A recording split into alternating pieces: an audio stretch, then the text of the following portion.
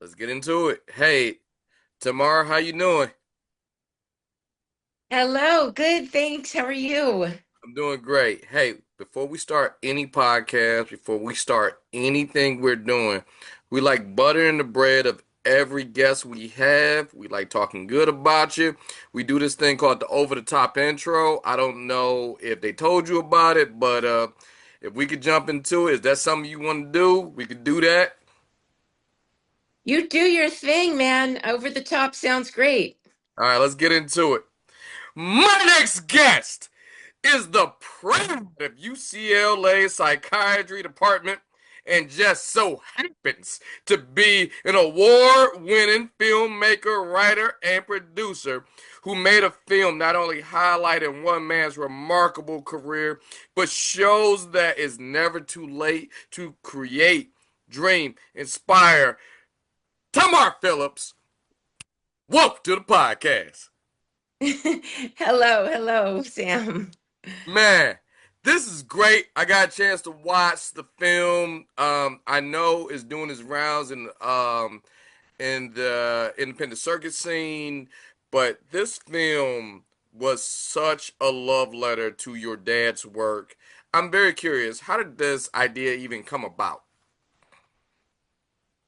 Yes, definitely a love letter. My father has been working as a composer since he was, really 17, but since he was 23 years old, he's 99 now. I have managed his catalog of music, largely, I do licensing for Santa Baby, but a few years ago, I was organizing everything he had collected from all of those years, from the 40s, 50s, 60s, recordings, DVDs, VHS tapes, sheet music, articles, charts, songs on the charts and old newspapers. And I was putting it together, and all of a sudden I had a light bulb go off in my head. This is a documentary film. This is a story, and the story should be told. And that's really, where I got the idea and how it happened. It was really by going through a vast amount of um, you know, all different kinds of materials throughout decades, 8 decades of his career. I gotta be honest, and you're right. When you talk about the journey and I mean, this film is actually like the best title ever because it is more than just Santa Baby. You see where he had influence on others. He learned a lot himself. But you at this time, this film, I'm trying to like word this question so I don't give away the movie. But you were growing up around this time, and some of this like way before you even showed up. So I'm That's very true. curious. What was it like growing up in this world that is your dad's? Yes, I mean it's very interesting to be the daughter of an artist. The stereotype is sort of true. They are sort of mercurial, or can be, and my father certainly was. But I grew up in a house full of music. My dad played a classical concert on the piano every morning. He'd practice for, a couple hours and all throughout the day. There were always singers at the house and recordings and shows and all kinds of things going on. So it's really, it's sort of a beautiful life, the artistic life, and it was certainly very musical. So I would say, out of the ordinary. I mean, my mom used to always say to me, your dad is not the ordinary person. And there's nothing wrong with being, whatever that is. And I think she meant Right. more more typical, career path or a one that's business or whatever, but artistry is just a very different animal. And, so it was fascinating and really interesting things happened. For example, Yip Harburg, the man who wrote the lyrics to The Wizard of Oz, was a big part of our life, and you learn that in the film. And one day I was playing with my dog on our driveway. I was probably about 12 or so. And he walked in with somebody and he said, "Hey, Tamar, this is James Taylor." So, the James Taylor. And things like that would happen now and then, and I got to meet some of these iconic lyricists of the 20th century that were, in the film, and even some that weren't. So it certainly brought a lot of color, very interesting artistic um, aspects to my life, just being the daughter of. Now, being a daughter of, like, when I watch this project, and I'm gonna word this very carefully, so I don't give away some of the stuff in the movie, but how did you balance like the emotion of what this story is about? Because this is about your dad, but in a weird way, this is more of a fact-finding mission, if that makes sense, about everything he did. So how do you balance the emotion versus saying, "Hey, this happened," because during that time it wasn't exactly it was a little turbulent. And I'll leave it at that. Yes. Well, I will say without giving away too many details is that there is definitely an emotional roller coaster aspect to the journey, to the 80 years that he went through. And when I put it together, yes, I did a very deep dive into everything that he had done. And, sort of, I wrote an outline of the film, the way I saw it, his life in musical chapters, his early development, how he developed into a composer, and what happened once he became one, and what happened when the industry changed, and other factors really influenced his career. And times when things were tough, as they do get for many people in this sort of unpredictable, unstable field. And it was very emotional for me to go through all of that because I lived this journey. It is his life and career, but it's also mine. I mean, I lived through all of these chapters and lived through the emotions that they brought. And there were emotions all across the spectrum. And I didn't shy away from it. I mean, I feel like I put the painful stuff in the film, and because it's real and it needed to be a real a real journey, a real story. So we all go through that, and I feel like it's sort of like life. There's a lot of good and there's a lot of tough stuff too, and you must learn to manage that, go through it, and sort of in the end you need to take, the end of a day, a week, a month, just I think in order to really live joyfully, we have to make it that way. We have to look at the good things that happened and try to focus more on those. So I feel all of that really is part of the journey of More Than Santa Baby. Well, Tamar, like you put a lot of this together, and when you finished, I would like to say the final project, like you had to do the hard part and show your dad. So how did that go? Did when you showed your dad the final project, was it any pressure? Did he have any thoughts? What I mean, could you walk us through that a little bit? Sure. I mean, it's actually relatively brief. He didn't really want to see it because he didn't want to go through the emotion of, seeing his life and all the things that he knew the emotions would be evoked in him. So for a long time, he didn't really want to see it. But early this year in January, all of a sudden he changed gears and saw it. And I'll get right back to that. He had seen one or two segments along the way, and he said, wow, how did you do this? um, I had his full blessing to tell his story the way I wanted to tell it. Complete All right. blessing. He was very cooperative. I would go to his house with my recording gear and I would ask him, can you tell me about this song, about this person, this collaboration, your parents, and he would talk and free flow, and it was great. And when he finally saw the whole film, he it was glued, like, really glued to the screen. And then he stepped back and he said, how did you do this? This is astounding. So I felt like that was blessing enough. That was about the Right, best right. it could get. Yeah. And, I think he's very proud of the work. He is a musician, he's a composer. Film was not really his vehicle, but, I think he's really enjoying the accolades that it's getting along the way. Now, one thing about this, and I was very curious about this as I watched this film, and like Philip Springer, he I gotta be honest, your dad had a lot of irons in the fire. He was connected with a lot of different people.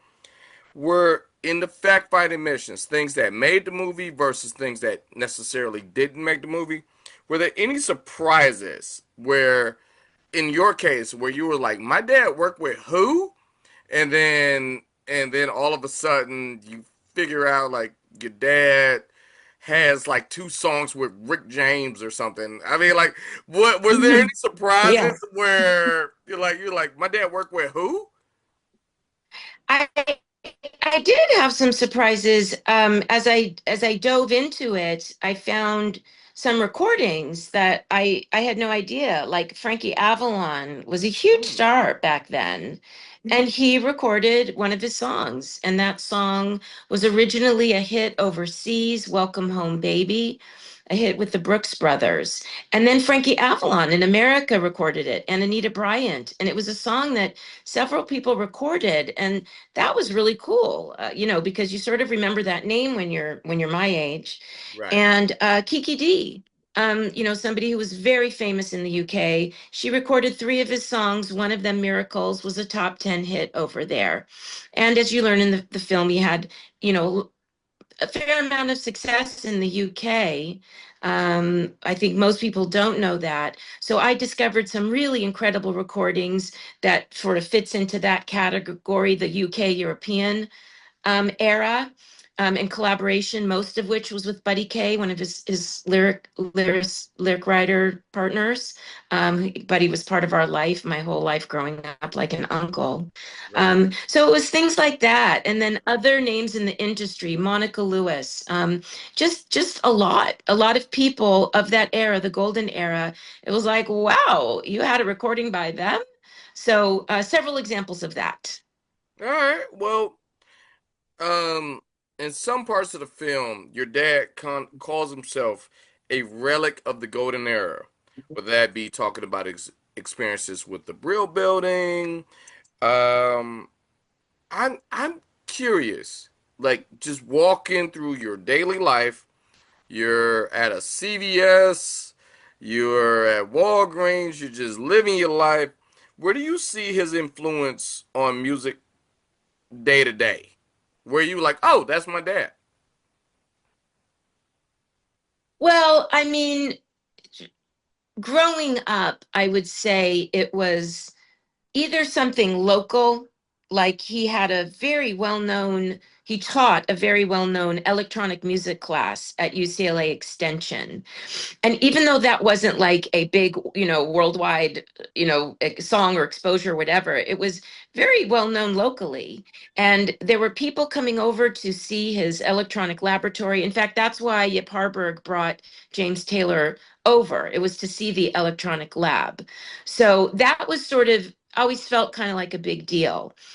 I have to say that Santa Baby, was really the big ticket item. And as soon as the holiday season starts, I get email after email. Hey, I just heard Santa Baby for the first time this season. A lot is related to that song. And the Frank Sinatra song, had a fair amount of tread. And I think, people that I knew who were kind of involved in the industry or something like that, there may have been like some buzz there, but mainly Santa Baby, I think, is the answer to your question, was really the thing, like the fun fact. And this Right. actually brings us to the point, one of the points of the movie, because the film is a multi-layered story. There's really something for everybody in it. A 32-year-old friend of mine actually told me that. That's a quote from her, which I was very happy to hear from her, because she's younger than originally what I thought my target audience would be. Um, but one of the layers of the story is kind of the face value. Yes, this guy wrote more than Santa Baby, and here's what it is, and it's a vast archive. So I hope that this film brings that out. That it's we're talking about Philip Springer's catalog.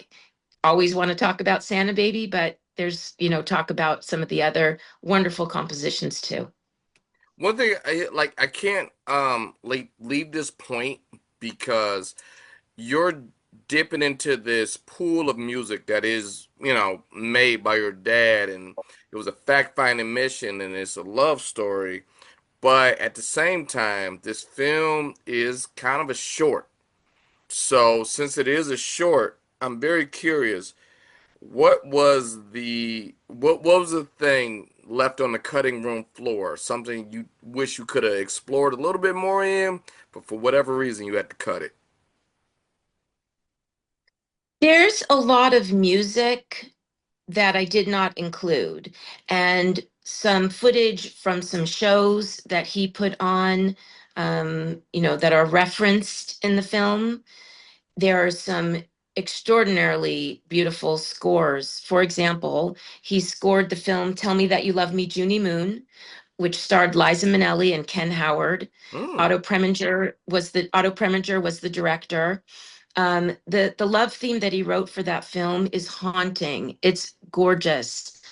And I would have loved to played it and maybe had a little more footage of that. But I did decide early on that I thought a short film was best to start, at least. Less is more. He's not that famous and he's not a real performer like Billy Joel, somebody, or just somebody that writes their songs and performs them.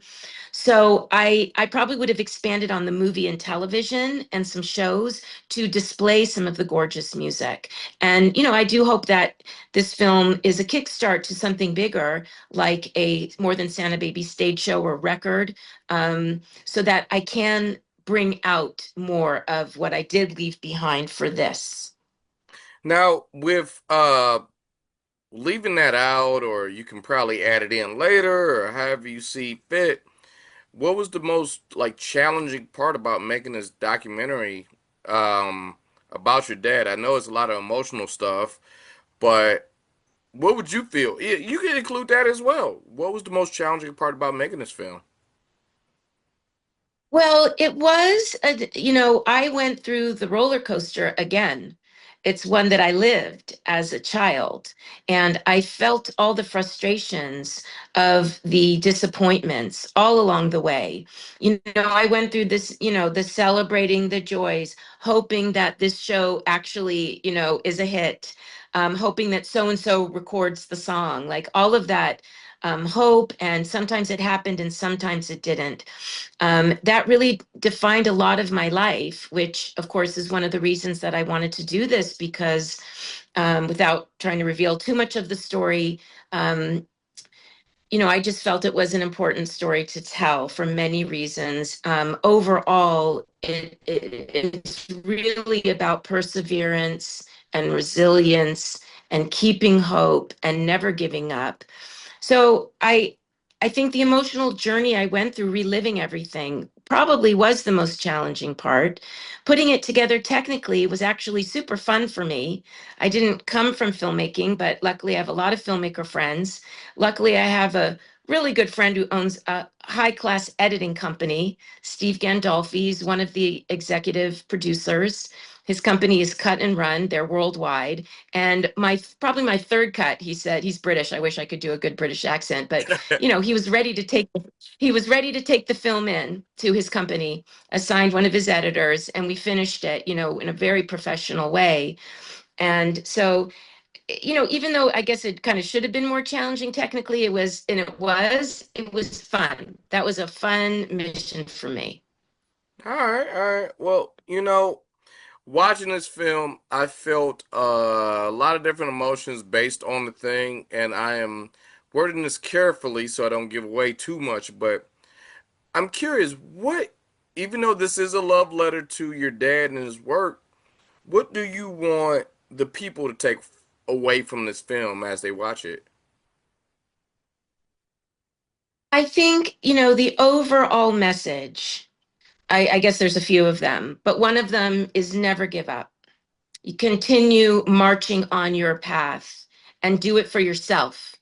Do it to feel good, about what you're doing. And another message that I think would be great for people to take is that you can have an idea of what success is in your mind.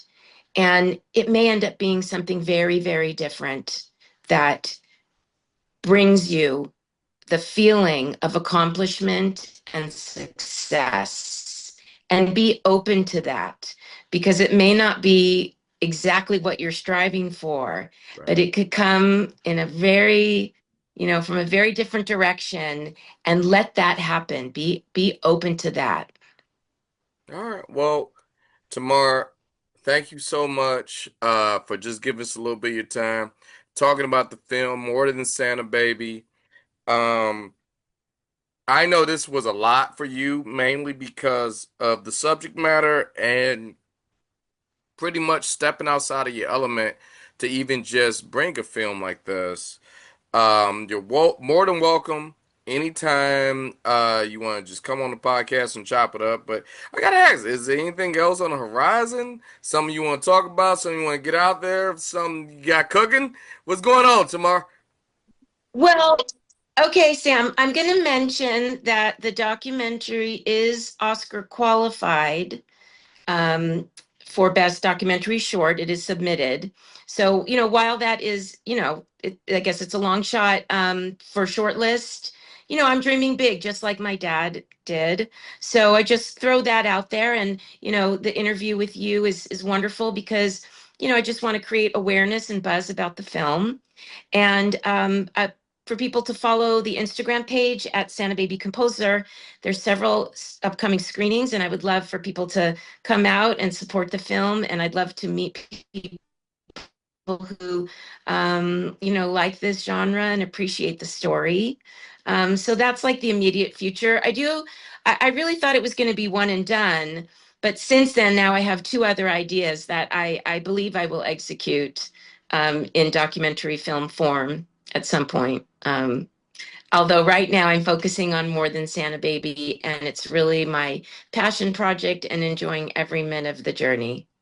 Well, from your lips to God's ears, and I will make sure on our socials we put all those links there so people can check it out. And who knows if you got an Oscar award? I don't know how many Oscar award winners kind of stop by here, but that'd be awesome. But Tamar, thank you so much. Thanks for giving us a little bit of your time, and just have an awesome day. Thank you so much. Thank you for your interest in this film. All right, thank you so much. Have a great one.